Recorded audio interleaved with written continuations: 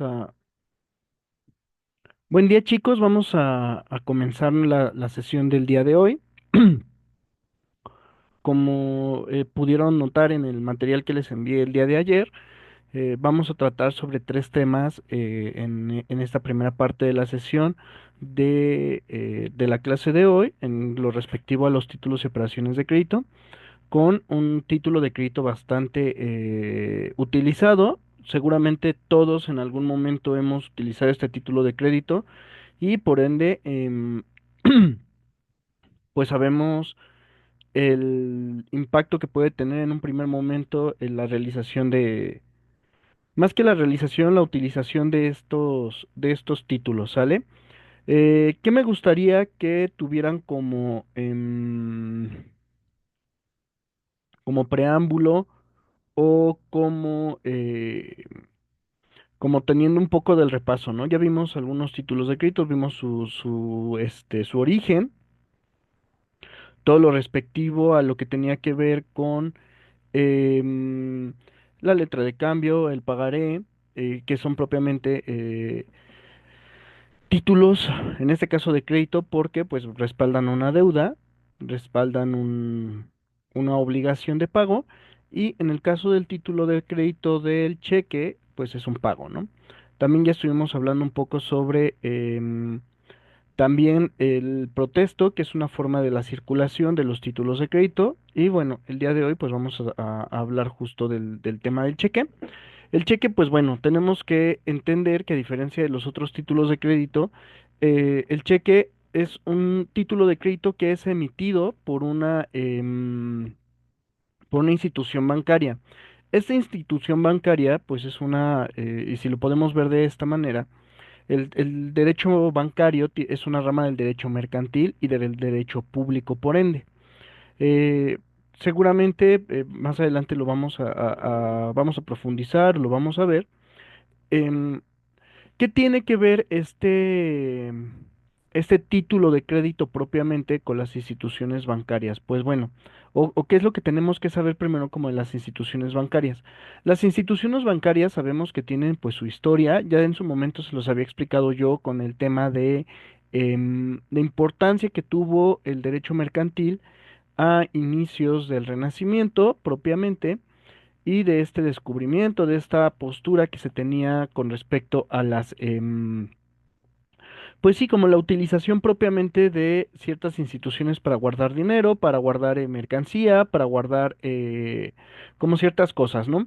Y que pues obviamente, bueno, si nos vamos a Europa, quienes tenían principalmente esta función, pues bueno, normalmente eran ciertos personajes, en este caso, por ejemplo,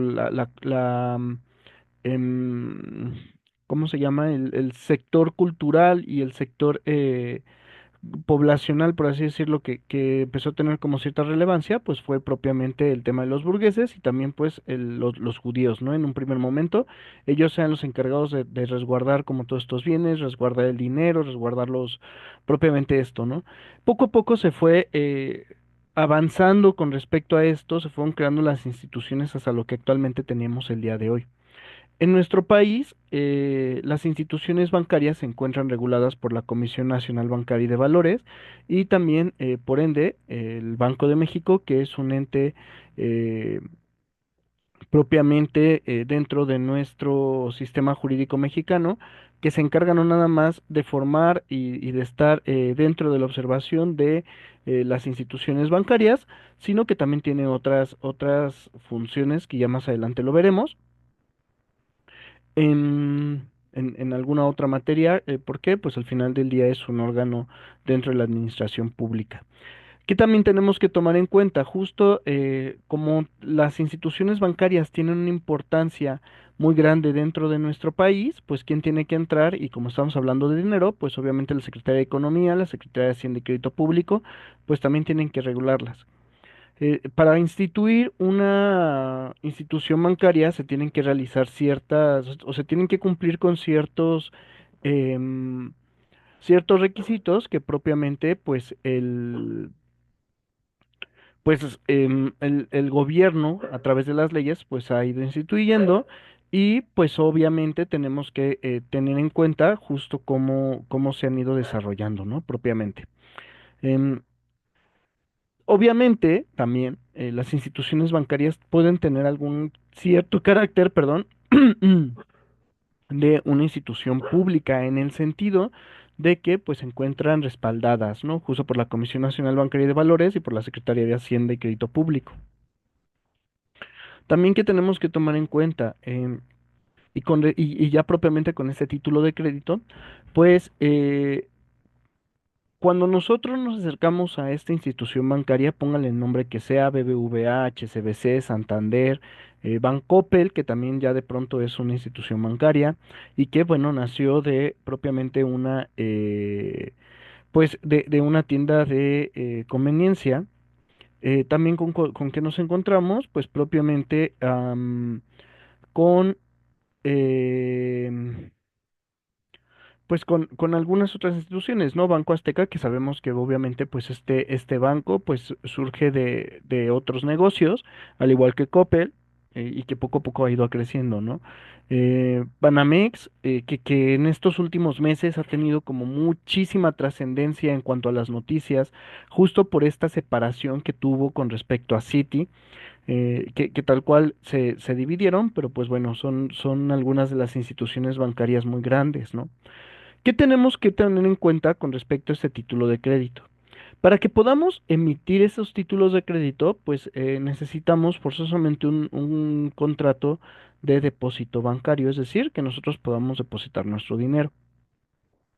¿Quiénes son los que intervienen propiamente en perdón, en la emisión de este título de crédito? Pues como lo sabemos y como ya lo hemos visto como en las otras sesiones, vamos a tomar las partes o los elementos personales y regulares del cheque.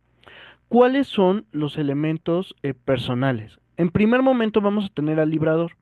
¿Quién es el librador? Es la persona física o moral siempre a condición de que haya constituido fondos suficientes en su cuenta.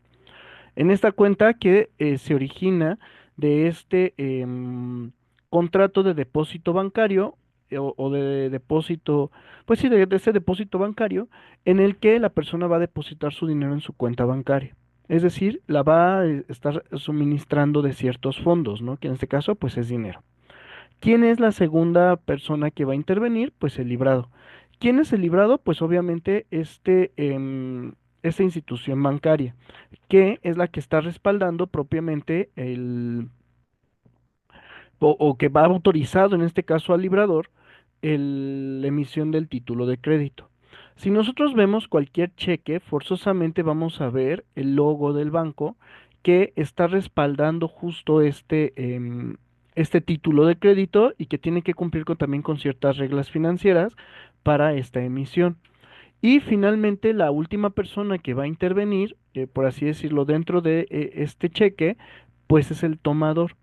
¿Qué tenemos que entender por el tomador? Pues es la persona física o jurídica, en el caso de los cheques al portador, únicamente vamos a va a poderse emitirse un cheque al portador por la cantidad de 5,000 pesos. Estas cantidades, pues las va a ir regulando el Banco de México a través de sus circulares. Con estas circulares, ¿qué es lo que va a pasar? Únicamente vamos a tener en cuenta las cantidades que van a ir autorizándose por el Banco de México. A lo largo de los años hemos visto que han ido cambiando justo la cantidad de la emisión de estos títulos de crédito al portador y por ende pues vamos a encontrarnos con ciertas circunstancias que se encuentran regulándose y que han ido cambiando conforme los años, ¿no?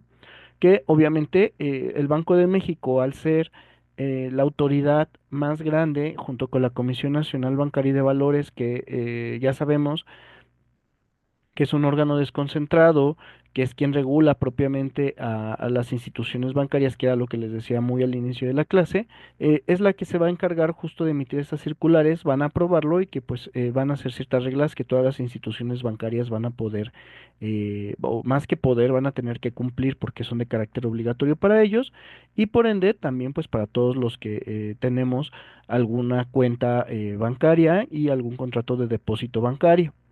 También que tenemos que tomar en cuenta, Las cantidades superiores a estos 5,000 pesos siempre van a ser de carácter nominativo. Es decir, y ya lo veíamos con las otras clases, lo nominativo te implica el que van a tener el nombre de quien va a estar girado. Como ya lo mencionaba con esto del tomador, pues vamos a entender la persona física o moral. Estas personas, las personas morales, recuerden que son al final del día ficciones jurídicas que también van a poder estar interviniendo y que van a ser sujetos de derechos y obligaciones. Entonces, ¿qué es lo que nos vamos a encontrar justo con las que las personas morales también van a tener ciertas cuentas bancarias, van a poder realizar eh, ciertos actos jurídicos que las obliguen justo para el pago? Asimismo, también tenemos que tomar en cuenta que aquí las personas morales no van a poder obligarse si no es por medio de su representante legal. Recuerden que el representante legal es la personita que va a estar concretándose directamente o que va a estar representando, por así decir, los intereses del tomador, ¿sale? Para continuar y para que podamos entender un poquito el tema de, pues sí, el tema propiamente de lo que es la comisión bancaria vamos a ver un pequeño videín.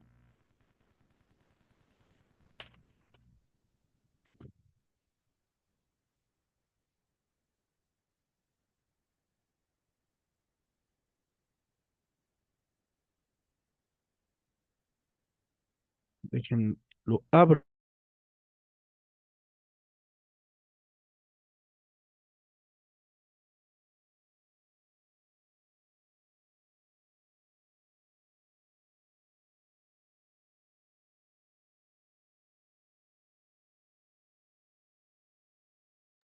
Y les voy a compartir el video, ¿sale?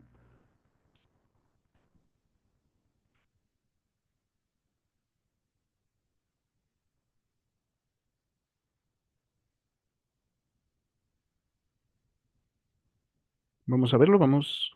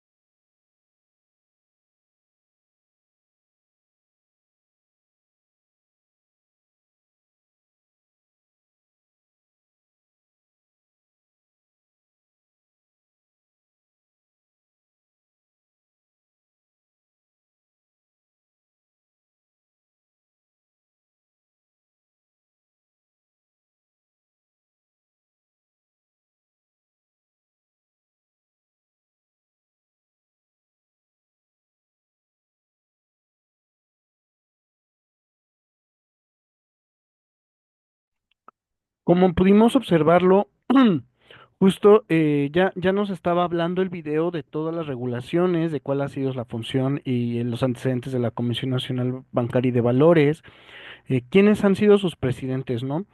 Este video tiene aproximadamente 2 años, pero pues bueno, nos sirve bastante, ¿no? Dentro de las materias que constantemente han tenido un cambio y que constantemente se presentan modificaciones prácticamente todos los días y que son de importancia nacional, pues son las instituciones bancarias, perdón, las leyes financieras.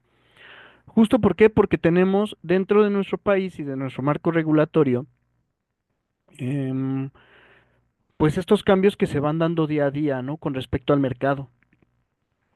Nosotros como abogados, ustedes como futuros abogados, tienen que tomar en cuenta que una buena lectura jurídica siempre va a implicar una lectura social y también al mismo tiempo una muy buena lectura económica. Al final del día, actualmente sabemos y por todo lo que hemos experimentado durante nuestras vidas y que a lo mejor y de pronto lo vamos viendo como muy tranquilo, son las interconexiones que tiene nuestro país, nuestra sociedad con otras sociedades, ¿no? Por medio de los tratados de libre comercio, también por medio de algo que es muy desafortunado en la humanidad, pero que se presenta, pues las guerras por los diferentes intereses políticos y principalmente económicos y por ende, todos estos cambios, todas estas circunstancias, pues que van afectando la vida jurídica de nuestro país, pues nos motivan a buscar una regulación, ¿no? ¿Por qué? Porque al final del día las instituciones bancarias, los cambios bancarios, los cambios financieros, pues se van viendo afectados por esto. Em, ¿Qué tenemos que tomar también en cuenta, no? Hay algunas reglas que tenemos que ir siguiendo con respecto a la emisión de la emisión de los cheques propiamente, ¿no? La primera de ellas es que, pues bueno, cualquier persona puede emitir el cheque. O sea, es un título de crédito que, por así decirlo, tiene cierta libertad.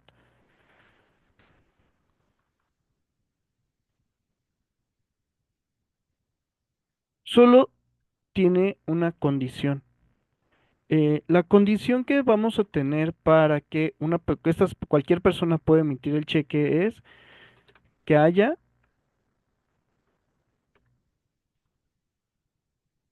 celebrado, ya era algo que yo decía hace un rato, celebrado un contrato de depósito bancario.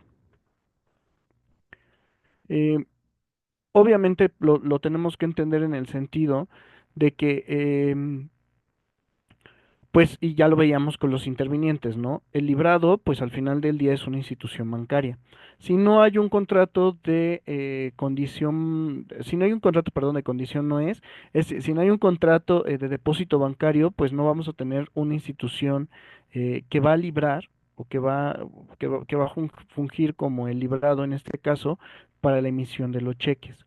Entonces ahí vamos a encontrar ciertas dificultades justo para qué, para que puedan realizarse, ¿no? Pero pues bueno, esto implica que cualquier persona lo puede realizar.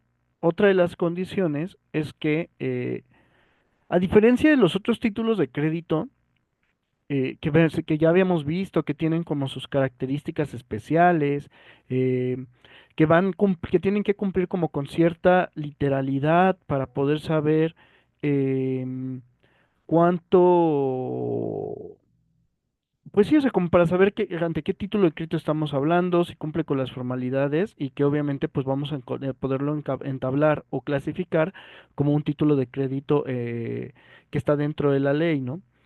¿Cuál es el problema, el único problema con el cheque? A pesar de que nosotros cumplamos con todos los requisitos de ley, por así decirlo, en cuanto a que, bueno, diga que es un cheque, el nombre de la persona, la cantidad, la fecha en la que debe de ser, en la que fue emitido y la fecha en la que se debe de haber cobrado, eh, no podemos hacer nosotros nuestro cheque y decirle a cualquier persona, pues ve al banco y con esta hoja en blanco de papel, pues ve al banco y cóbralo, ¿no?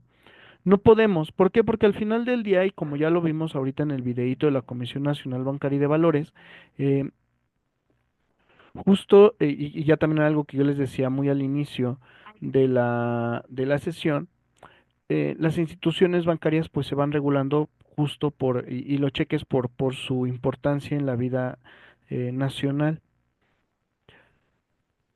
Entonces, cualquier persona no puede emitir el cheque.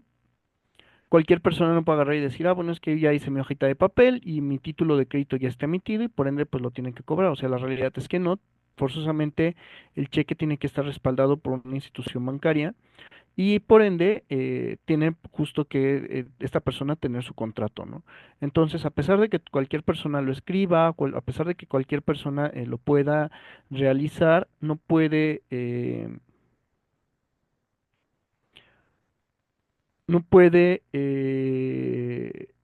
hacerlo, ¿no? Forzosamente sí tiene que cumplir con estas características. También, ¿qué nos vamos a encontrar? Bueno, lo que lo anoto acá.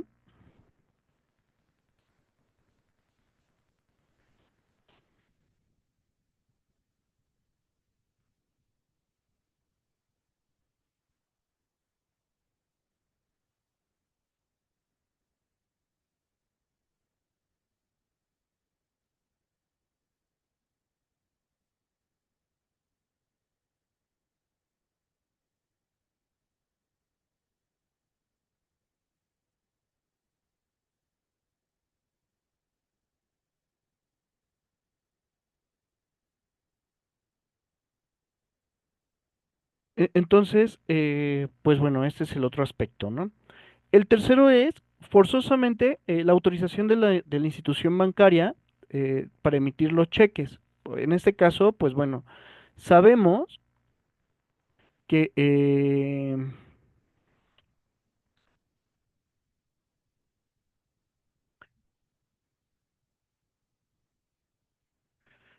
sabemos forzosamente que, pues obviamente está este carácter, por así decirlo, formal. Al final del día, si ya dijimos que cualquier persona puede emitir el cheque, la única condición es que pues se celebre pues o tenga celebrado un contrato de depósito bancario, pues la autorización para emitir los cheques forzosamente em, pues tiene que realizarla el banco, ¿no? No es como un acto jurídico solemne, ni mucho menos, únicamente lo que radica es en la entrega de la chequera. O sea, con eso ya el banco tiene más que por autorizado la emisión de los títulos bancarios. em, la emisión de los títulos bancarios y pues con esta entrega, al final del día es con lo que pues sí, eso como con lo que se va dando la autorización y que no es más que otra cosa con esto, ¿no? Y obviamente, pues con esta autorización y con la entrega de la chequera, pues bueno, son formatos especializados, por así decirlo, o especiales, ¿no? Y pues al final del día, la única condición de estos formatos es que pues se tenga la cantidad que respalde, ¿no? Entonces, aquí lo vamos a poner, se necesita autorización por el banco que se manifiesta con la entrega de la chequera.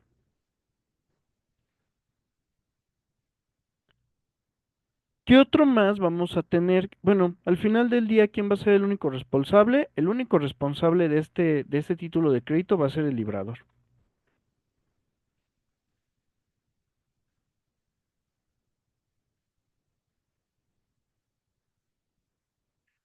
Es decir, con las cantidades que tenga el librador en sus cuentas bancarias, es con lo que se va a poder realizar el pago del cheque o de este título de crédito.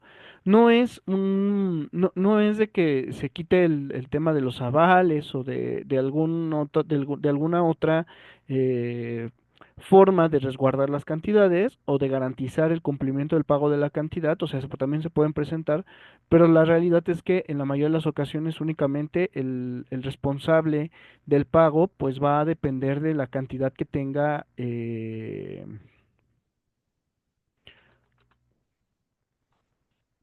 en su cuenta bancaria, ¿no?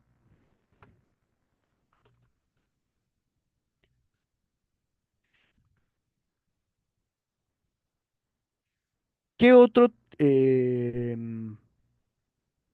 ¿qué otro requisito? Bueno, cuando el banco le autoriza a un tercero para librar cheques a su cargo, queda obligado frente a él con arreglos a los términos del contrato que hayan celebrado al efecto, hasta por el importe de las sumas que existan a disposición del librador, salvo el precepto legal que lo libre de la obligación. Ya esto tiene que ver mucho con lo que ya decíamos en el punto anterior, ¿no? El banco, al tener las cantidades depositadas por el librador en su cuenta bancaria, en este caso por el depositario, perdón, por el depositante, al final del día es el que va a disponer pues de los fondos que tenga, ¿no?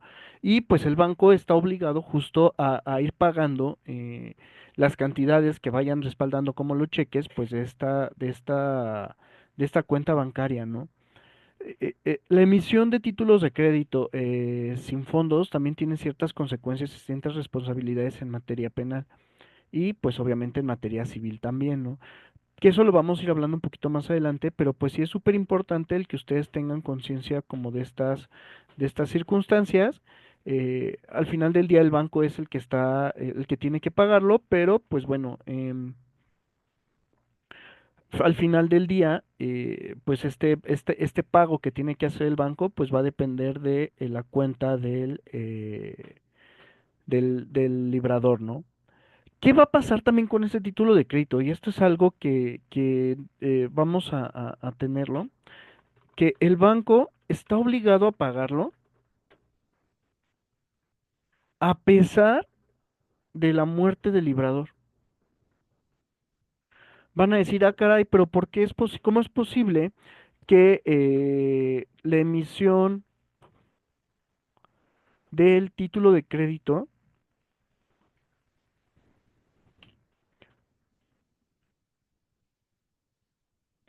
la emisión del título de crédito pues obliga al banco al final del día a pagar esto, ¿no? Y que este título de crédito tiene esta peculiaridad, ¿no? O sea, a pesar de que haya muerto el librador, a pesar como de las circunstancias o de una caída en incapacidad, recordemos que la incapacidad de una persona para actuar es que no tiene cierta facultad para obligarse frente a terceros, ¿no? Para realizar actos jurídicos. ¿Y qué va a pasar? Pues únicamente, pues el banco va a tener que pagarlo, sin importar que haya muerto el librador en el sentido, y recordemos esto de la independencia que tiene el título de crédito con respecto a lo que lo motivó, lo que le dio causa, ¿no? En el caso del cheque, pues en un momento determinado el librador pues emitió el título de crédito, ¿no? A su cuenta bancaria y tenía una obligación con respecto con respecto a lo mejor con respecto a lo mejor con el beneficiario, ¿no? Entonces al final del día esto, pues, ¿qué propicia? Pues que el banco pues lo tenga que pagar. ¿Qué va a pasar en un momento determinado? Una vez que el banco se ha enterado justo de que de que el librador ha caído en muerte o por incapacidad, lo que va a hacer es ya no va a dudar, por así decirlo, de la emisión de títulos de crédito posteriores a la fecha en la que se le fue notificado, posterior a la fecha en la que se acredita que ha muerto o que ha caído en la incapacidad. ¿Por qué? Porque al final del día el banco no puede estar manejando estos fondos que tenía el librador o que tiene el depositario, en este caso, del dinero a la institución bancaria, no puede hacer uso de esta, salvo cuando Por ejemplo, en el caso de la incapacidad, pues entendemos que el depositario pues fue depositando por un periodo de tiempo las cantidades, ¿no? O se va generando cierta riqueza, cierto dinero a su cuenta bancaria, pero pues bueno, ahora él ya no tiene la capacidad o ya no tiene la facultad para obligarse o para emitir los cheques, pero lo que tiene que hacer es a través de su tutor, que propiamente es el que le va a estar representando, el que se va a estar obligando a nombre de él, ¿no? Y en el caso de la muerte, en este caso del librador, pues entendemos que hay una masa hereditaria que, pues bueno, tiene acreedores y también tiene deudores con respecto a lo que lo compone, ¿no? Entonces el banco, pues en algún momento determinado por mandato judicial o en este caso por el albacea, va a tener que ir administrando justo estas cuentas bancarias y va a tener que rendir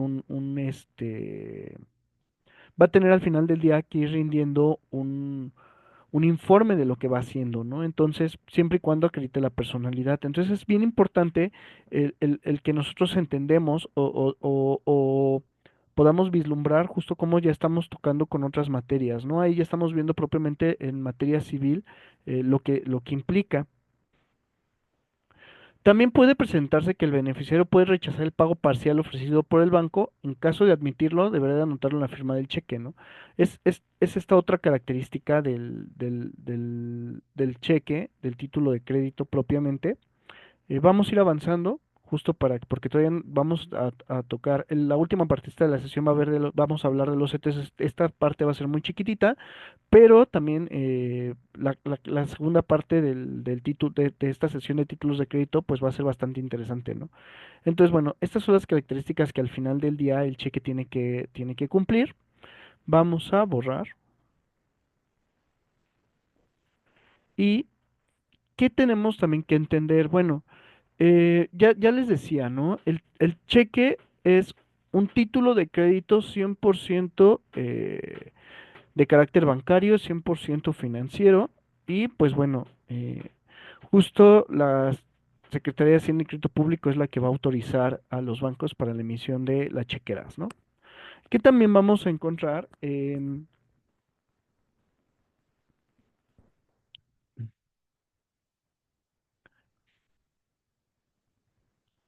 que, pues bueno, el cheque va a tener un cierto plazo para la presentación y la revocación.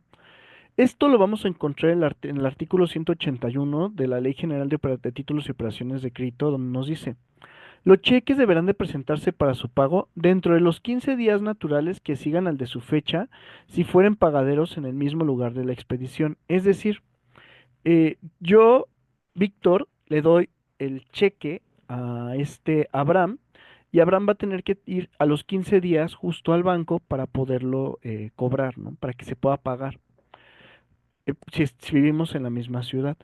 ¿Qué pasa si no vivimos en la misma ciudad? Pues bueno, nos dice que va a ser en un mes.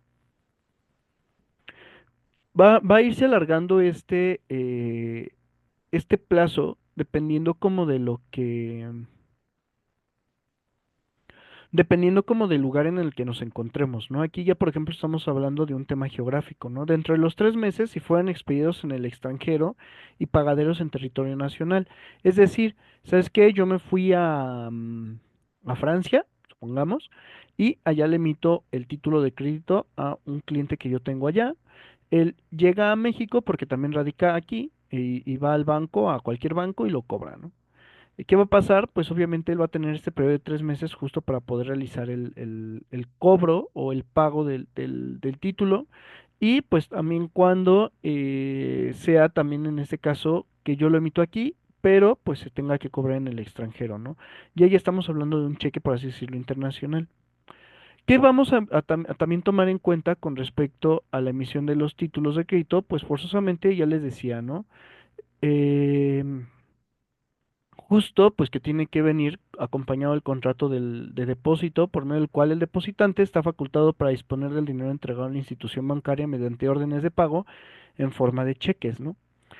Vamos a ver un pequeño video justo como para comprender el, este tema del cheque. Entonces, dejo de compartir este.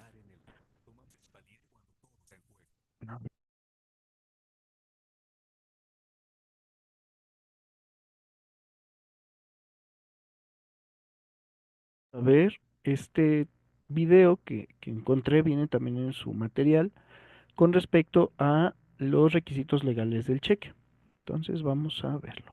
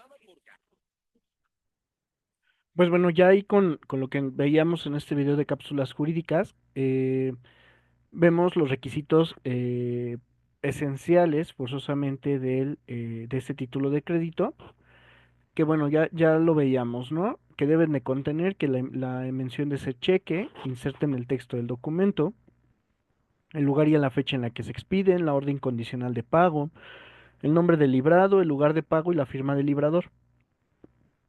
Em, Tenemos que entender, y ya ahorita la personita que estaba dando esta explicación del cheque, el cheque es un título de crédito que tiene una naturaleza muy jurídica muy peculiar.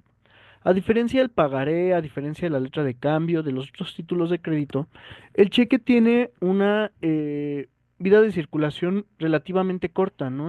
Ya lo mencionaba esta persona en el video. eh, el cheque puede cobrarse inmediatamente después de la emisión o de parte del librador, ¿no? Es decir, es un título de crédito que inmediatamente va y se hace como el pago, ¿no? Rara vez se presenta un cheque con muchísimos endosos, con muchísimas transferencias de un tenedor a otro. Normalmente cuando se emiten los cheques es, ¿sabes qué? Velo, deposítalo o velo y cóbralo, ¿no? Es algo muy rápido. Entonces, tenemos que tomar en cuenta que por esto, al final del día, el cheque pues va a ir va a tener una circulación, por así decirlo, relativamente corta, ¿no? Tal cual es un título de crédito que si bien respalda la cantidad o una cantidad pagadera, pues este título de crédito pues va a dejar de existir de manera rápida. Hay algunos títulos, en el caso del cheque hay unas formas especiales de su emisión.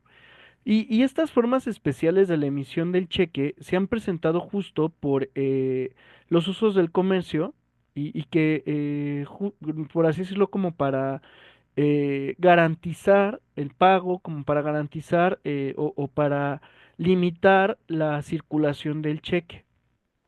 El primero de estos es el cheque cruzado. ¿Y no, qué nos va a decir la ley?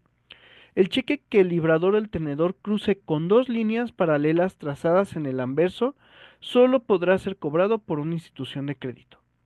Si entre las líneas del cruzamiento de un cheque no aparece el nombre de la institución que debe cobrarlo, el cruzamiento es general y especial. Si entre las líneas se consigna nombre de una institución determinada.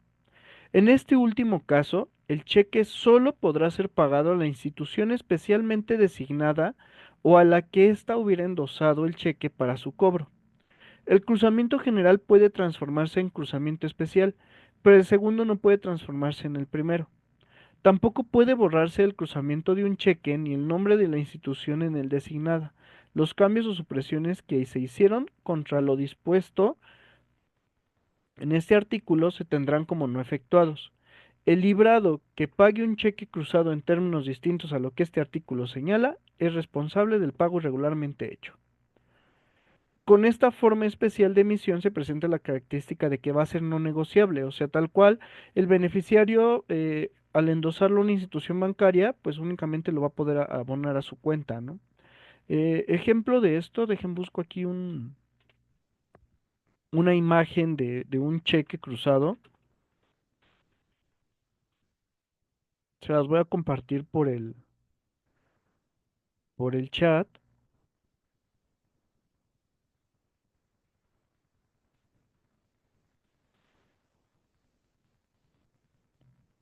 O más, mejor lo vamos a compartir aquí. Me estoy acordando que como van a ver la clase posterior, no van a poder visualizarlo. Miren, a ver, aquí está.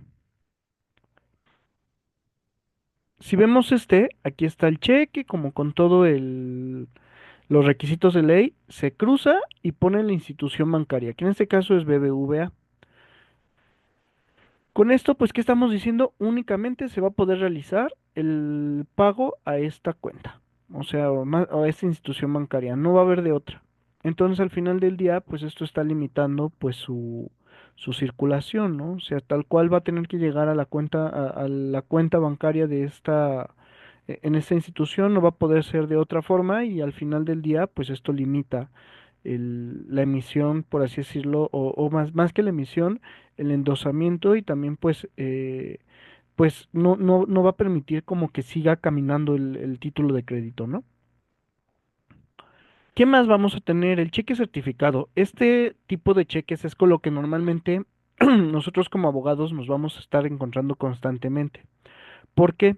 Cuando ustedes celebren un convenio o cuando ustedes tengan un juicio, ya sea materia laboral, penal, civil, mercantil, familiar, lo que ustedes quieran, este tipo de cheques es lo que va a garantizar que su cliente esté recibiendo la cantidad o en un momento determinado ustedes. ¿Por qué? Porque este cheque o esta forma de emisión del cheque, lo que estás haciendo es declarar, es una declaración del propio librador o del librado, en el sentido de que va a decir que tiene fondos suficientes para poderlo pagar, ¿no? Y tiene algunas disposiciones especiales en beneficio del tomador, es decir, de la persona que va teniendo el cheque. La primera es que la certificación va a abarcar la cantidad total del documento. No es de que nada más tenga una parte para pagarte, no, o sea, es la totalidad de la cantidad escrita dentro del mismo título y pues obviamente esto nada más va a ser a títulos nominativos, ¿no?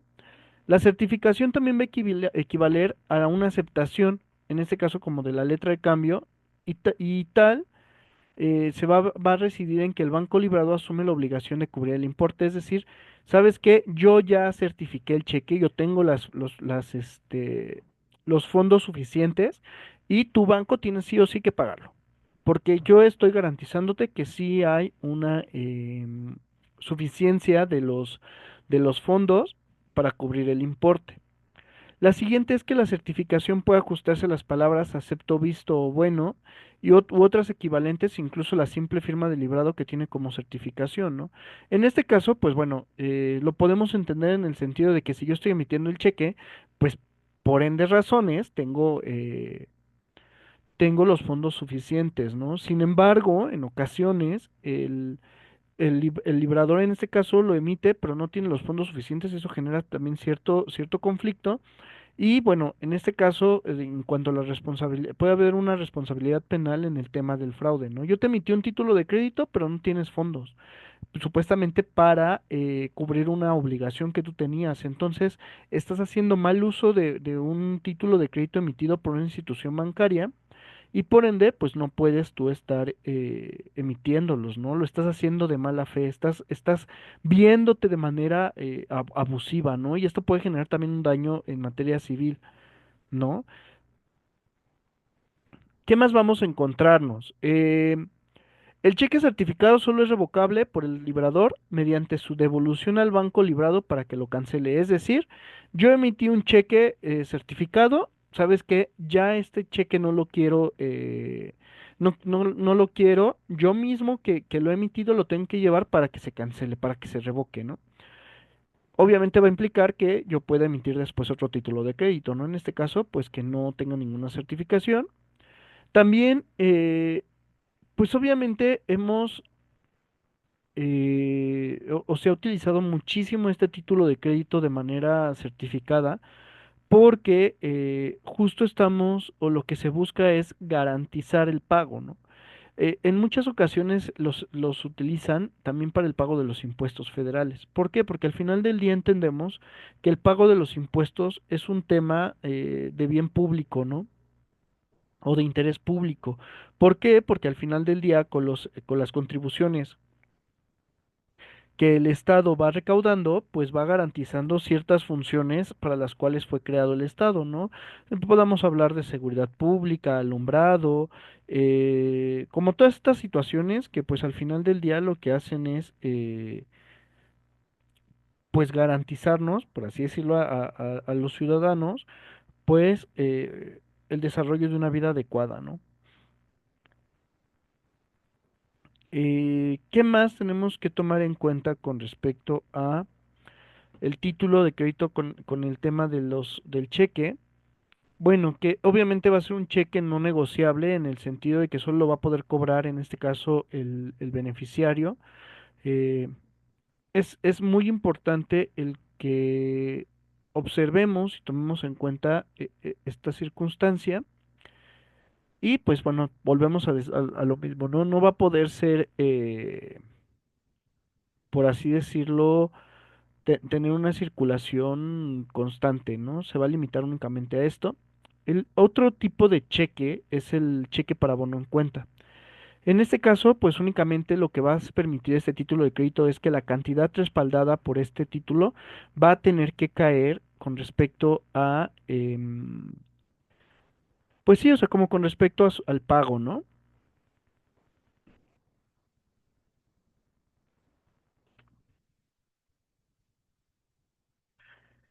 Al pago y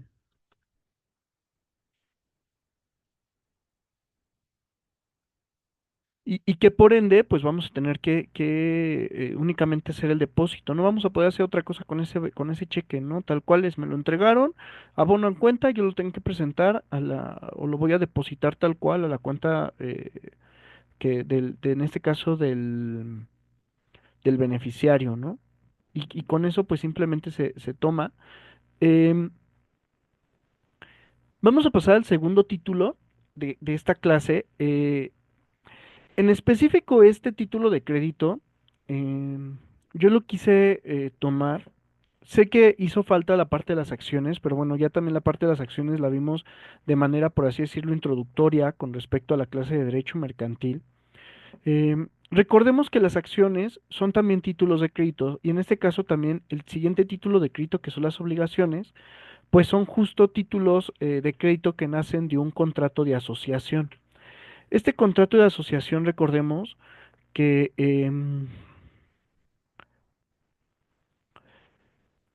van a dar origen a las sociedades mercantiles, ¿no? O a una asociación. Entonces, al final del día, en el caso específico de las obligaciones, van a nacer a partir de las sociedades mercantiles denominadas sociedades anónimas, que ya les había dicho yo también en derecho mercantil, que justo las sociedades anónimas eran como las sociedades como más utilizadas, las que vemos día a día, con las que nos encontramos o las que se han utilizado como más de uso común, ¿no? De pronto vamos a ver también sociedades de responsabilidad limitada y las otras, pero pues al final del día la que sigue imperando dentro del mundo jurídico y social de nuestro país, pues van a ser las sociedades anónimas. Estos títulos de crédito, en el caso de las acciones y en el caso de las obligaciones, son de los llamados masivos o seriales y están destinados a representar una fracción de crédito, en el caso de las obligaciones. En el caso de las acciones, lo que están respaldando, por así decirlo, es el capital social o que está integrando, en este caso, a la sociedad. Em, ¿Para qué sirven estas obligaciones? Recordemos que cuando nosotros nos asociamos en una sociedad mercantil, valga la redundancia, estamos buscando el cumplimiento de ciertos fines comunes que vamos a tener los socios, ¿no? En este caso, supongamos, ¿no? Bueno, Víctor Solórzano se va a unir con Abraham, se va a unir con Jorge, con Misael, y vamos a formar un despacho jurídico, ¿no? Pero ese despacho jurídico pues también va a tener la parte de las asesorías y se va a reunir como con más asociados o socios, perdón, y ¿qué va es lo que va a generar? Vamos a hacer una sociedad anónima, ¿sale? El objetivo común que vamos a tener nosotros es el lucrar, a lo mejor en un momento determinado con respecto a las asesorías y todo, ¿no? ¿Qué es lo que vamos a encontrarnos? Que va a llegar un momento determinado, no sé, queremos crecer como empresa, ¿no? Más bien, yo creo que el tema del despacho es como más complicado, podemos a lo mejor y verlo como, eh, no sé, una cervecera, ¿no? Queremos crecer la cervecera, tenemos alguna planta en algún estado de la República donde se utiliza el sorgo, donde se utiliza la cebada, como todos los granos que necesitamos, ¿no? Y en este caso los cuatro queremos, como socios mayoritarios, queremos ampliar, en este caso, la producción, queremos construir una nueva planta en otro estado, queremos contratar o queremos comprar más camiones, como innovar en esto, ¿no? Y la manera en la que, pero saben que ya fuimos con el banco y en un momento determinado, pues sí nos prestó una cantidad, pero pues no es suficiente. Entonces, vamos a reunirnos en una sesión, en una asamblea, y vamos a determinar el caso de emitir obligaciones. Estas obligaciones que van a hacer, van a buscar que la sociedad en un momento determinado se haga del dinero que van a respaldar estas obligaciones. Entonces, normalmente las sociedades anónimas hacen estos títulos de crédito ¿para qué? Para tener un crédito, para tener un préstamo obtenido por personas o entidades no bancarias, para tener aportaciones de los socios mediante un aumento de capital o para la emisión de títulos bursátiles. ¿Cuáles son los títulos bursátiles? Pues las acciones que están circulando diariamente en la Bolsa Mexicana de Valores o en el mercado internacional. Obviamente, y pensemos, no sé, en Bimbo, en Televisa, en ay, se me fue el nombre de esta otra institución, que pues bueno, tiene acciones en el banco, en los mercados internacionales, ¿no? En la Bolsa de Nueva York, la que ustedes quieran. ¿Justo para qué lo hacen? Para hacerse de mayor capital o para seguir creciendo, ¿no? Para invertir su capital. Entonces, por esto la naturaleza de las obligaciones, pues bueno, en este caso también va a tener un tema de una representación, en este caso de la participación de sus tenedores en un crédito colectivo a su favor y a cargo de una sociedad anónima emisora, es decir, las obligaciones van a estar representando justo la obligación que adquirió en este caso la sociedad de pagarnos este crédito comunitario, ¿no? Supongamos que es de 1 millón de pesos y se han emitido 200 obligaciones. Con estas 200 obligaciones, pues van a asegurar, por así decirlo, esta cantidad de 1 millón de pesos, ¿no? Van a respaldar esa cantidad. Yo tengo unas, sus papás tienen otras, la persona que sea, ¿no? Y al contrario de los socios que van a tener una participación directa en la vida de la sociedad, en las decisiones de ampliación, en las decisiones de crecimiento, las obligaciones no van a tener este carácter. Las obligaciones con lo que van a cumplir es justo únicamente con respecto a este capital que se prestó. No van a tener una injerencia dentro de la vida natural, por así decirlo, si lo queremos pensar, de la sociedad anónima, sino únicamente van a versar sobre la obligación que ésta adquirió. Y pues bueno, normalmente cuando nos encontremos con una obligación va a tener ciertas garantías, ¿no? Lo normal es que va a tener una garantía hipotecaria. ¿Por qué? Porque al final del día la sociedad va a buscar el respaldar esta deuda con la que ha adquirido, ¿no? En este caso con los obligacionistas. Entonces, sí es súper importante el que entendamos cómo van cómo están funcionando, ¿no? ¿Cuáles van a ser los elementos de este título de crédito? Vamos a abrir otra vez eh, ¿cómo se llama? El pizarrón. En este caso vamos a tener al emisor. ¿Quién va a ser el emisor? Pues la sociedad anónima.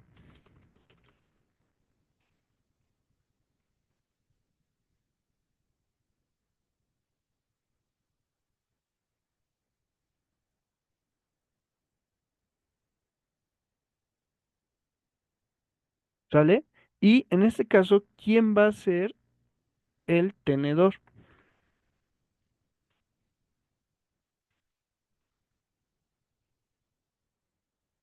¿Quién va a ser? Pues obviamente quien adquirió el título.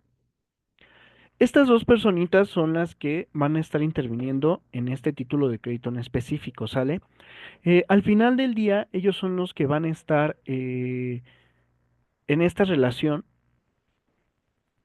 y pues al final la sociedad tiene que ir liquidando también, ¿no? Em, Estos son los elementos personales. ¿Qué es lo que tenemos que tomar en cuenta? Y ya hace rato lo mencionaba con el cheque, ¿no? Las obligaciones al ser títulos de crédito emitidos por una sociedad, en este caso mercantil, por la sociedad anónima, ¿Qué firma creen que vaya a tener el título de crédito? Pues bueno, la firma que va a tener este título de crédito y la actuación de una persona, de la persona física que por así decirlo va a estar representando, por así decirlo, en nombre de todos los socios a la sociedad, va a ser el representante legal. Recuerden que el representante legal debe cumplir con las características de ser señalado por la Asamblea de los Socios, que tenga los poderes necesarios para la emisión de los títulos de crédito, que tenga la capacidad de realizar como todos los actos necesarios para el realizar estos actos jurídicos. ¿Qué pasa si una persona no tiene la facultad para eh, aquí puse obligacionista y no es obligacionista. Em, si quiere emitir los títulos pero no tiene la personalidad, obviamente estos títulos de crédito no van a tener ninguna validez. ¿Por qué? Porque al final del día, a lo mejor yo puedo ser socio, pero si yo no soy el representante legal, yo no puedo realizar la obligación a nombre de la empresa. Ciertamente tengo participación dentro de la vida de la sociedad, pero yo no soy el facultado por los miembros de la sociedad para poderlos emitir o para poderme obligar a nombre de la sociedad, ¿no? Yo únicamente puedo obligarme de mi patrimonio, pero a la sociedad, si yo no tengo las facultades para realizarlo, no me puedo meter y no me puedo involucrar. Únicamente puedo hacerlo el representante legal. He de confesarles que cuando estaba realizando el material, eh, recordaba una serie, más bien una novela, ¿no? Que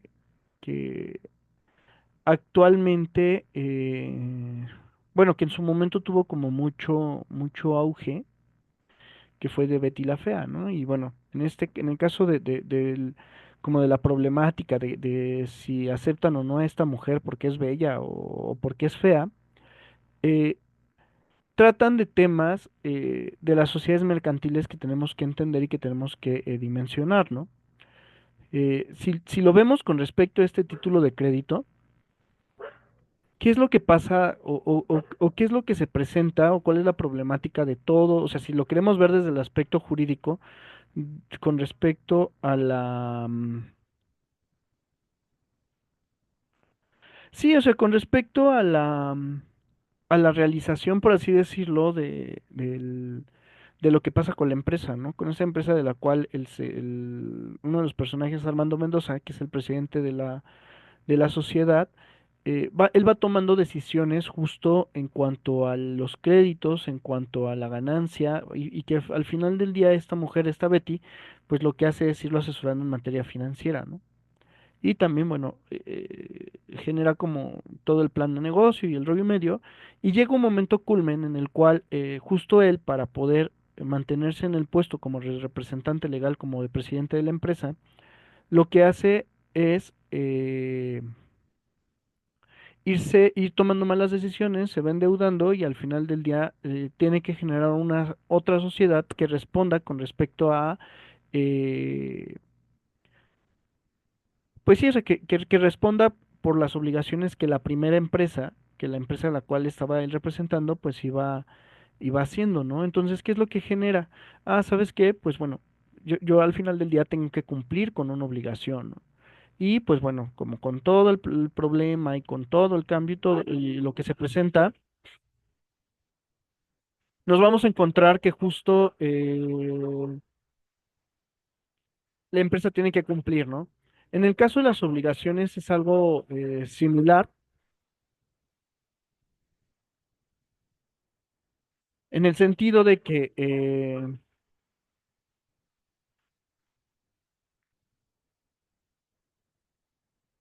en el sentido de que justo em, las obligaciones tienen que cumplir con ciertos requisitos y tienen que responder con respecto al crédito, ¿no? ¿Cuáles son los, eh, los requisitos que tiene que tener la obligación? El primero es el nombre, nacionalidad y domicilio del obligacionista. En este caso, pues estamos hablando ya de origen de un título nominativo, ¿no? Este título nominativo, pues nos va a decir el nombre, la nacionalidad y el domicilio. Van a preguntarse, ¿por qué está hablándonos de una nacionalidad? Y bueno, eso ya es algo que ya no lo pudimos comentar porque justo fue como algo muy rápido el tema de las sociedades mercantiles. Eh, Nosotros constitucionalmente tenemos cierta limitante y en materia mercantil, cierta limitación con respecto a la participación de los extranjeros dentro de las sociedades mercantiles. Entonces, tiene que tener una participación pequeña en contra, o minoritaria con respecto a los mexicanos. ¿Por qué? Porque se va a entender que esta sociedad, eh, y justo como por toda la historia mexicana, por toda la problemática que nuestro país ha presentado a lo largo del siglo XIX y XX, las sociedades extranjeras pues fueron prácticamente bastante abusivas con respecto al cobro con el Estado y también con respecto a las otras, a las sociedades mexicanas, ¿no? Entonces, esta participación, pues al final del día, conforme fueron pasando los años, se fue limitando. Obviamente, pues nos hemos encontrado que, pues sabemos que hay sociedades internacionales, sociedades mercantiles internacionales que tienen participación dentro del mercado mexicano, pero al final del día son los mexicanos los que están actuando dentro de la vida de la sociedad, en el sentido de que son, por así decirlo, prestanombres de los socios extranjeros, ¿no? Y que tienen que cumplir con cierta función justo para poder eh, participar y tomar decisiones, ¿no? Y para que la sociedad mercantil pues pueda seguir existiendo. ¿Cuál es el segundo? La denominación, el objeto y el domicilio de la sociedad emisora. ¿Esto porque recordemos que al final del día las obligaciones son títulos de crédito emitidos por una sociedad mercantil? Y a diferencia de las personas físicas, eh, pues tenemos que tener la certeza en dónde se encuentra realizando la mayoría de sus operaciones la sociedad mercantil. ¿Para qué? Para poder ubicar en dónde vamos a poder realizar el cobro, en este caso, del crédito que la misma sociedad ha optado o ha decidido tomar. Entonces, por eso necesitamos saber qué sociedad mercantil lo está emitiendo. ¿Cuál es el objeto de la misma? Recordemos que el objeto de una sociedad siempre tiene que ser de carácter lícito y que no vaya en contra ni del derecho ni de las buenas costumbres. Si supongamos que en este caso la empresa eh, tiene un objeto ilícito, pues obviamente ya nos estamos encontrando con un vicio ahí en específico, con una nulidad para poder constituir en este caso esta sociedad y que podamos eh, continuar con el negocio, ¿no? Y por ende, las obligaciones que se emitan con respecto a esta sociedad que tiene un objeto ilegal, pues no van a tener valor alguno en el sentido de que no es una sociedad regulada, por así decirlo, de manera adecuada. Por ejemplo, ¿no? Y sé que a lo mejor iba a estar como mal expresado a lo mejor en un primer momento, pero podemos pensar, por ejemplo, con el narcotráfico. ¿Qué pasa con el narcotráfico, no? De pronto cuando vemos las noticias, pues dicen es que las cooperaciones de los de los narcotraficantes, bla, bla, bla, bla, bla, etcétera, ¿no? ¿Con qué nos encontramos? Que al final del día, el, que al final del día, ciertamente son organizaciones que se han creado y que tienen un fin común, pero al final este fin común o estos fines comunes no son legales, en el sentido de que están traficando con ciertas sustancias que van en contra del bienestar social y del bienestar común. ¿Qué también tenemos que tomar en cuenta? Pues que pues obviamente no pueden constituirse legalmente como una sociedad mercantil y por ende pues no pueden emitir estas obligaciones, ¿no? Si en caso en un momento determinado se asociaran y hubiera una emisión, una sociedad que tuviera como el objeto, no sé, distribuir las drogas y todo, pues obviamente entenderemos que sería ilegal. Eh, ¿Qué más tiene que tener la obligación? Pues el importe del capital pagado de la sociedad emisora y el de su activo y de su pasivo según el balance que se practique precisamente para efectuar la emisión. Esto que al final del día, ¿qué tiene que ver? Recordemos que el capital social es el capital mínimo con el cual una sociedad va a poder manejarse, va a poder, por así decirlo, constituirse, ¿no? Este capital, pues puede sufrir siempre cambios, pero, pues bueno, la ley también nos establece, ¿no? Cuáles son como el capital mínimo que tiene que tener una sociedad, que en este caso, si no mal recuerdo, son 50,000 pesos. em, y que es como lo que le permite respaldarse, ¿no? Si de pronto el capital o el pasivo es mayor que el activo o que el capital social, ¿con qué nos vamos a encontrar? Pues justo nos vamos a encontrar con un problema. La sociedad no tiene la capacidad para responder sobre las deudas que ha adquirido. Pensémoslo otra vez en este ejemplo de la telenovela esta, ¿no? Cuando justo se dan cuenta que la empresa ha adquirido bastantes deudas y que se ha encontrado en insolvencia, ¿no? ¿Qué es lo que pasa ahí? Pues obviamente el capital con el que cuenta la empresa, con el activo, que es la ganancia, no va a poder,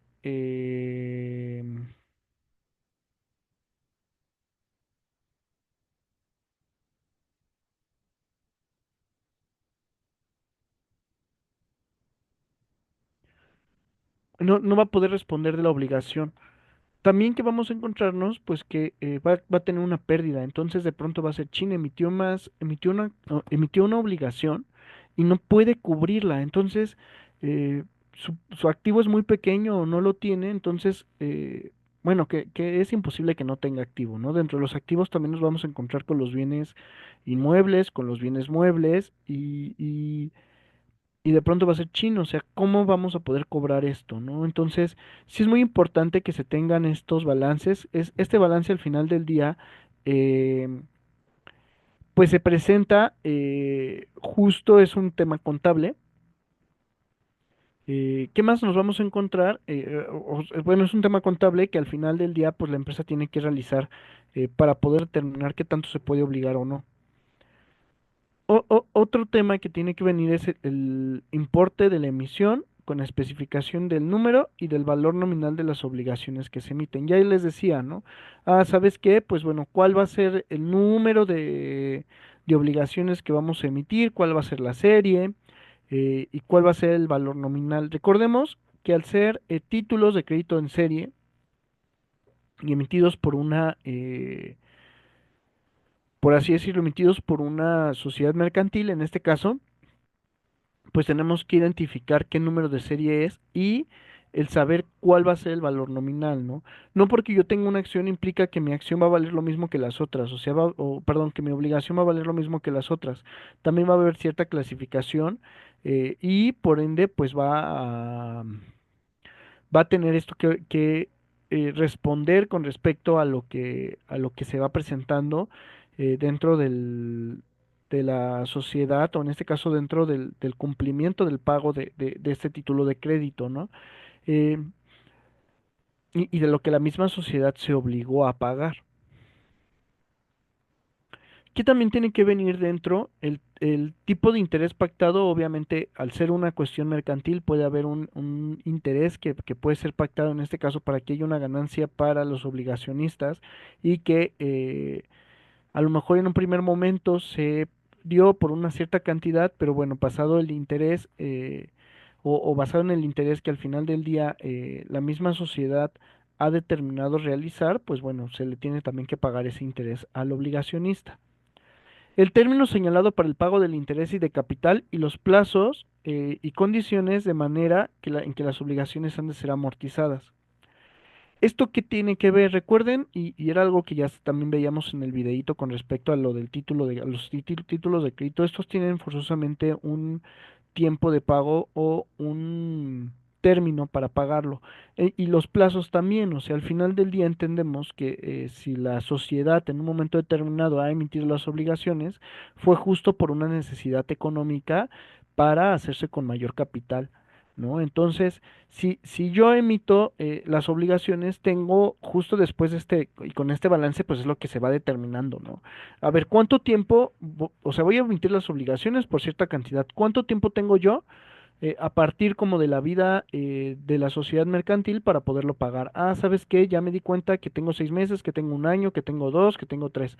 Ah, ok, ¿sabes qué? Entonces, si actuamos de esta manera conforme el crecimiento, conforme la misma especulación que yo voy haciendo del mercado, a partir de mi objeto social, en 6 meses yo lo puedo pagar, perfecto. Entonces, ¿cómo voy a pagarle en este caso, a los obligacionistas? Pues bueno, a partir de tal periodo, cada mes van a estar recibiendo tal cantidad por el interés y por lo que me prestaron, ¿no? ¿Para qué? Para que al final, una vez llegado el plazo, se tenga por amortizada, en este caso, la deuda. ¿Qué más tiene que ser el lugar de pago? Esto es bien importante, ¿no? Al final del día, la forma en la que se va a pagar o el lugar normalmente tendría que ser en el domicilio de la sociedad anónima o en el domicilio que se señale cuando justo en la asamblea de los accionistas se haya determinado la emisión de estos, ¿no? De estos títulos de crédito. También, y bueno, tiene que venir la especificación en su caso de las garantías especiales que se constituyan para la emisión con la expresión de las inscripciones relativas en el registro público. Recordemos que al ser títulos de crédito a nombre de una sociedad tienen que tener cierto registro. Las sociedades anónimas tienen que registrar sus actos jurídicos. ¿Por qué? Porque al final del día entendemos que son ficciones jurídicas y tienen que llevar un registro. Tienen que llevarlo al registro público de la propiedad, al registro público del comercio. ¿Para qué? Para que al final del día podamos entender o tener en garantía dónde se encuentran estos bienes, ¿no? Y que al final del día, ¿quién me va a dar, si la sociedad puso como garantía un bien inmueble, el contrato que va a garantizar el pago o esta garantía que es un contrato accesorio va a ser la hipoteca, ¿sale? Con esta hipoteca, ¿yo qué estoy haciendo? Al final del día garantizando que se va a pagar sí o sí la obligación. También puede presentarse el tema de que se puedan a lo mejor y garantizar con bienes muebles, pero al final del día pues también tiene que estar registrado. ¿Por qué? Porque pues es una obligación que la misma sociedad decidió hacerlo para hacerse el capital. El lugar y fecha de la emisión con especificación de la fecha y número de inscripción relativa en el registro de comercio. Las sociedades mercantiles, al ser contratos, al ser actos jurídicos comerciales, pues tienen que, aparte de registrarse en el registro público de la propiedad, tienen que registrarse en el registro del comercio. En el caso de la Ciudad de México, pues es el mismo registro, o sea, el registro público de la propiedad y del comercio es lo mismo, entonces no hay una división de, de poder decir, ah, bueno, tengo que ir a registrarlo aquí, después allá, no, o sea, es la misma entidad, ¿no? La firma autógrafa de los administradores de la sociedad, autorizados a efecto, a bien la firma o bien la firma impresa en facsímil de dichos administradores, a condición en este último caso de que se deposite el original de las firmas respectivas en el registro público del comercio que haya registrado la sociedad emisora.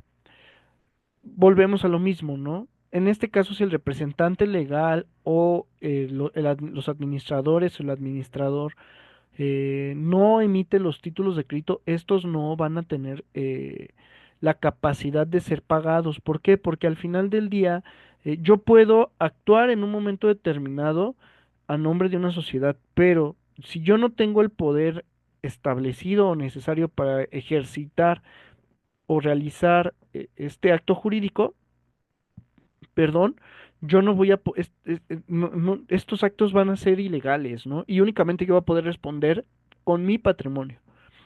Y puede también originar un daño a tercero. Entonces, al final del día, sí es bien delicado esto, ¿no? O sea, tenemos que tomar en cuenta las facultades que tiene, en este caso, el administrador o el representante legal. Recordemos que según el Código Civil, con la emisión de los poderes, vamos a tener normalmente tres clases de poderes generales. El primero es el de para pleitos y cobranzas. Esto que me va a permitir, en este caso, al representante legal, pues que ante alguna situación jurídica o ante alguna situación, sí, ante alguna situación jurídica o ante alguna situación relativa a una deuda, esta persona va a poderlo ir a ejercer, en el sentido de que él va a poder actuar a nombre de la empresa, ¿sale? Él va a poder ir a cobrar, ¿sabes qué? Le debes tal dinero a mi representada, lo tienes que cubrir en tanto tiempo según el título de crédito emitido o según lo que se tenga, ¿no? El siguiente poder es el poder para actos generales de administración, es decir, que él pueda administrar el patrimonio de la empresa, pero el administrar es muy diferente al tener un ánimo de dominio, en el sentido de que yo actúe como dueño, no, yo únicamente administro, únicamente cuido que los bienes o el patrimonio, en este caso de la sociedad, vaya aumentando, vaya cuidándose. ¿Para qué? Para que al final del día podamos estar hablando en este caso en específico, de un aumento del patrimonio, ¿no? Y el último poder, en general, es el poder de dominio, es decir, aquella persona que tenga este poder de dominio va a poder actuar como si él fuera el dueño de los bienes o del patrimonio propiamente de la sociedad. Es decir, yo soy el apoderado legal de Bimbo, y yo tengo un poder general para ejercitar actos de dominio. Yo voy a poder vender un bien inmueble, voy a poder vender un bien mueble, voy a poder realizar ciertos negocios con respecto a al patrimonio de la sociedad que yo estoy representando o de la persona física que yo estoy representando. Y con esto se va a garantizar al final del día el cumplimiento o el pago, ¿no? De lo que equivalga a a esta obligación que estoy yo contrayendo a nombre de mi representada y mi representada va a tener que responder con su patrimonio. Cada uno de estos poderes tiene, si se fijan, funciones muy en específico. Tradicionalmente la doctrina decía que cada uno de los poderes iba supeditando al que le permitiera tener más facultades o realizaciones, es decir, el poder general para pleitos y cobranzas se supedita a un poder general de administración y un general de administración se supedita a un poder de dominio. La realidad es que la teoría, y después de un análisis y de lo que he estado yo leyendo y comparto, la teoría es equivocado porque que yo tenga ciertas facultades no me permite el realizar otras. O sea, si yo tengo un ánimo de dominio, ciertamente yo voy a poder actuar como dueño. Sin embargo, no implica que yo tenga la facultad para intervenir en actos de administración o para emitir actos con respecto a los pleitos y a las cobranzas de ese patrimonio. O sea, la realidad es que va a ser muy limitado y yo únicamente voy a poder realizar los actos que me fueron encomendados. ¿Por qué? Porque al final del día entendámoslo, el poder o los poderes es un contrato y el contrato en específico es el contrato de mandato y los contratantes establecen ahí hasta dónde van a poder intervenir. En este caso, el mandante va a decir hasta dónde le da facultades al mandatario para realizarlas. Y el mandatario no puede realizar más actos, ¿por qué? Porque estaría violentando la seguridad jurídica del mandante. Y tendría en este momento determinado que el mandatario responder con su propio patrimonio. ¿Por qué? Porque el contrato de mandato es muy en específico. ¿Sale? Y bueno, ¿qué tiene que venir? En este caso, la firma autógrafa del representante común de los obligacionistas. Ya mencionábamos que justo el tema de de las obligaciones es un título nominativo, es un título seriado y masivo, ¿no? En el sentido de que se emiten bastantes. Ya lo decía yo en un momento determinado que ellos también pueden tener ciertas asambleas, pero que únicamente se va a centrar con respecto a el crédito con el que la obligación está respaldando. En este sentido, únicamente van a ellos pueden, como para el cumplimiento de la obligación, el señalar a alguien como representante común. Entonces, eh, con esto? Pues lo que estamos buscando es al final del día el asegurar el pago de la obligación y él va a buscar que también se le pague su capital, ¿no? Em, También que tenemos que entender, pues bueno, de pronto, justo como por las tareas que cada una que estos títulos de crédito tienen, las facultades que le permiten, pueden confundirse con las acciones. Entonces vamos a continuación a hablar justo como de ciertos criterios que tenemos que entender para no confundir una obligación con una acción. El primero es que si bien los dos son títulos de crédito emitidos por una sociedad, tienen naturalezas diferentes. La obligación lo que está respaldando es el crédito, es la deuda. Y en el caso de la acción está representando la cantidad de lo aportado en capital de parte de los accionistas y que también tienen ciertas funciones, ¿no? De representación. Eh, si bien los dos son acreedores de la sociedad, ¿por qué? Porque al final del día el accionista cuando creó la sociedad tuvo que aportar capital, no tuvo que aportar algo de su patrimonio o de su esfera jurídica. Entonces, al final del día, pues también va a ser acreedor en este caso con la sociedad, ¿no? Pero de manera diferente. El obligacionista únicamente ha prestado parte de su capital, parte de su patrimonio. ¿Para qué? Para que pueda la sociedad realizar sí ciertas acciones, pero el único que está buscando es el pago de su dinero, ¿no? Una vez que se cumpla como el pago de esta obligación, el obligacionista deja de aparecer, por así decirlo, dentro de la vida de la sociedad. Con el accionista no. El accionista ha pagado, sí, pero él puede seguir teniendo un... él tiene la facultad de intervenir dentro de la vida de la sociedad. Es decir, él continúa. El obligacionista es una vez que ha pagado, se retira. Son dos naturalezas diferentes. Eh, los obligacionistas tienen derecho al reembolso de su capital, así como los rendimientos en un plazo determinado o de manera anticipada. Justo es por esto que ya les decía yo, ¿no? Eh, Al final del día la obligación está representando un crédito, está representando una deuda que el obligacionista está esperando que se le cubra, ¿no? Que se le regrese con el interés y que la cantidad que aportó también retorne a su patrimonio. No ha dado el dinero para formar parte de esta obligación, o sea que a lo mejor de esta sociedad, que a lo mejor en un momento determinado la obligación puede cambiar dependiendo como del interés de la sociedad anónima a una acción, pero ya son circunstancias especiales, ¿no? En sí lo que está buscando el obligacionista es, regresa mi patrimonio. Y bueno, ya también lo mencionaba, ¿no? Las obligaciones o los obligacionistas también pueden generar asambleas, pueden realizarlas, pero pues van a tener naturalezas diferentes, ¿no? Mientras que en las asambleas que formulan los accionistas, lo que se busca es intervenir en la vida de la sociedad, las asambleas que emitan los obligacionistas no van a tener este carácter, únicamente van a centrarse en aspectos fundamentales del cobro de la deuda.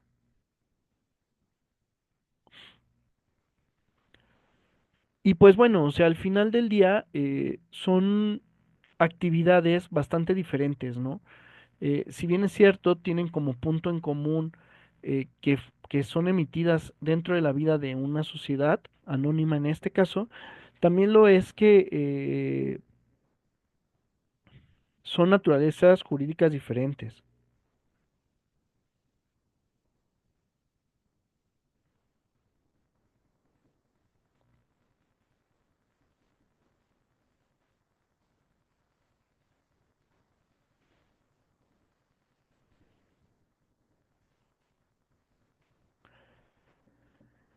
¿Qué también tenemos también que tomar en cuenta? Bueno, ya lo decía, ¿no? Al final del día, la emisión de las obligaciones tiene que ver con una sociedad y tiene que ver con un registro. Pero, pues bueno, también al ser dentro de la vida de una sociedad, dentro de la vida de esta persona jurídica, tienen también que cumplir con ciertos requisitos para que puedan emitirse, ¿no? Y pues bueno, una de esas es que tiene que realizarse en una asamblea general extraordinaria y esta asamblea se tiene que registrar obviamente en el registro público de la propiedad. Recordemos, todo contrato de asociación realizado por un fedatario público se tiene que registrar. ¿Sale? ¿Qué más tenemos que tomar en cuenta? Que justo cuando se registre, tenemos que tomar, ya lo decíamos, ¿no? La garantía con la que estas obligaciones están respondiendo y por ende también el registro. Y el registro tiene que, o el registro de comercio va a tenerse que realizar en el domicilio, en este caso en el domicilio social de la sociedad, y el registro que tiene que tener los datos del acta de la Asamblea General de Accionistas que haya autorizado la emisión, del balance que se haya practicado precisamente para preparar la emisión, el certificado por contador público y el acta de sesión del Consejo de Administración en que se haya hecho la designación de la persona, personas que deben de suscribir la emisión. Si se fijan, ya estamos tocando otra vez temas muy en específicos. Es quiénes tomaron la decisión, en este caso es el Consejo de Administración de la empresa, el representante legal y obviamente respaldados con el contador público y tiene que estar el acta de la sesión. ¿Sale? ¿Esto por qué? Porque justo es una decisión que está afectando la vida de la sociedad y tenemos que saber en dónde y en qué momento se hizo. También las garantías especiales que se consignen para la emisión, con los requisitos debidos para la constitución de tales garantías. Recordemos, ¿no? ¿Qué garantías vamos a encontrarnos? La garantía, por ejemplo, de un contrato de hipoteca o de prenda. Normalmente ya dijimos va a ser un contrato de hipoteca. ¿Qué más vamos a encontrarnos? La especificación del empleo que haya de darse de los fondos producto de la emisión y en el caso que se refiere al artículo 212 de la ley. ¿Qué nos dice este artículo 212 de la Ley General de Títulos y Operaciones de Crédito?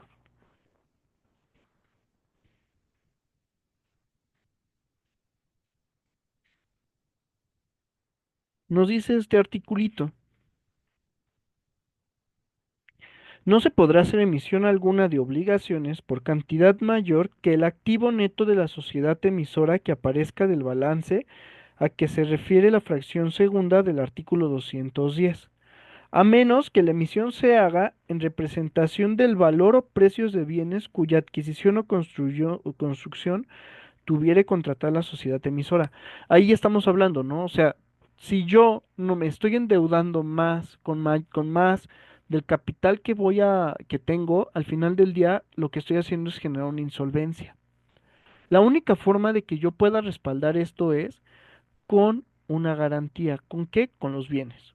¿Qué bienes voy a tener? Un bien inmueble, un bien mueble, que pues pueden entrar dentro del aumento, por así decirlo, del capital. ¿Por qué? Porque al final del día, si bien son objetos, tienen un valor y este valor se tiene que ver reflejado dentro del capital que está. Supongamos, nuestra sociedad cuesta 5 o tiene un valor de 5 millones de pesos.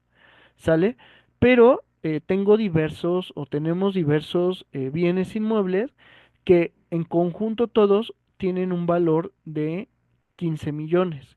Entonces, si bien es cierto, la cantidad que vale nuestra sociedad o que tenemos como activo es de 5 millones, con todo el valor de los bienes inmuebles, este aumenta en el sentido de que ya no son 5 son 20, pero para que yo pueda emitir estos 20 por así decirlo, yo no puedo tomar únicamente el valor del capital activo que tengo, sino que tienen que entrar justo los bienes que pues se tienen que garantizar con respecto a un contrato, ¿no? Un contrato de prenda o con un contrato de hipoteca. Y finalmente, la designación del representante común de los obligacionistas y la aceptación de este. Eh, Volvemos a lo mismo. Los obligacionistas tienen la facultad de celebrar asambleas y van a aceptar ciertas condiciones, ¿no? Y en esta declaración que haga el representante común, tiene que ver comprobación del valor del activo neto manifestado por la sociedad, es decir, qué es lo que tenemos, eh, haber comprobado en su caso la existencia y valor de bienes hipotecados, es decir, ¿sabes qué? Si la sociedad me dice que tiene bienes inmuebles por un valor de 15 millones, si es verdad, ¿dónde obviamente lo vamos a poder ver? Pues en el registro público de la propiedad, ¿no? Es al final del día el que nos va a decir, está a nombre de tal personita, ¿no? Y con eso vamos a tener una garantía de que efectivamente podemos realizar el cobro. Eh, ¿Dónde se van a depositar los fondos producto de la emisión en que se destinen? Obviamente, pues tiene que ser en una institución bancaria. Y en el caso de que las obligaciones se ofrezcan en venta al público, los avisos o la propaganda, contendrá los datos anteriores. Por violación a lo dispuesto en este párrafo, quedarán solidariamente sujetos a daños y perjuicios aquellos a quienes la violación les es imputable. Es decir, sí y solo sí van a poder realizarse eh, a determinadas personas, ¿no? Ya decíamos que se tiene que pagar. ¿Cómo se va a realizar este pago? Pues justo por medio de sorteos. Con estos sorteos, ¿qué es lo que se va a hacer justo con notario público? ¿Para qué? Y con el representante común, ¿para qué? Para que se vaya pagando. Se vayan pagando estos títulos de crédito y al final del día la sociedad deje de tener esta obligación. Estos, obviamente, al ser unas realizados ante un fedatario público y porque también tienen que ver con la vida nacional, pues se tienen que realizar con respecto o se tiene que publicar en el Diario Oficial de la Federación y en los periódicos de mayor circulación. Es decir, sabes que yo tengo obligaciones con respecto a esta empresa, ya se acerca la fecha del pago, se ha realizado el sorteo donde se enumera cuáles van a ser las obligaciones emitidas que se van a pagar y pues anteriormente cuál era la mejor forma de enterarse, pues bueno, por publicaciones dentro del Diario Oficial de la Federación y en este caso de los periódicos de mayor circulación en el país. Y aquí tiene que venir el domicilio, la lista de las obligaciones sorteadas y obviamente pues con todos los datos de identificación que permita cumplir. Estas obligaciones pueden producir interés y también tendrá que depositarse mediante el pago en el banco por la cantidad obligada, ¿sale? Vamos a ver un video justo de estas obligaciones. Dios.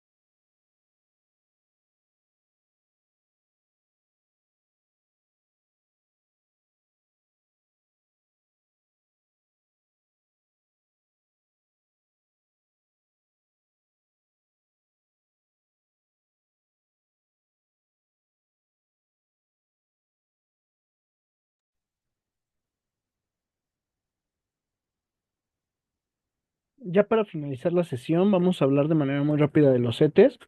Pues bueno, los CETES son certificados o son títulos emitidos por la tesorería en los ámbitos del gobierno, son títulos emitidos por la federación, por los estados, y va a ser a través del INDEVAL. ¿Qué es lo que busca hacer el CETES? Pues justo hacerse de capital, pero en este caso el que va a responder es el Estado. Va a tener cierta naturaleza jurídica en el sentido de que pues nacieron por un decreto emitido en 1977. De manera supletoria se va a utilizar la Ley General de Títulos de Crédito. ¿Por qué? Porque ciertamente no hay una... eh, ¿Cómo decirlo? Ciertamente no hay una regulación jurídica de manera específica, pero pues bueno, la tenemos en los títulos, la Ley General de Títulos y Operaciones de Crédito, y con esta, pues bueno, es el Estado el que se está obligando.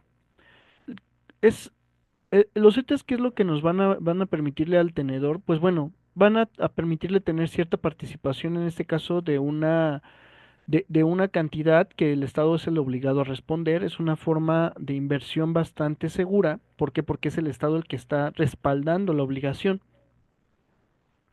Eh, Van a tener un valor, por así decirlo, que va a favorecer a la inversión para los tenedores y que va a tener un rendimiento a lo mejor un poquito bajo, ¿no?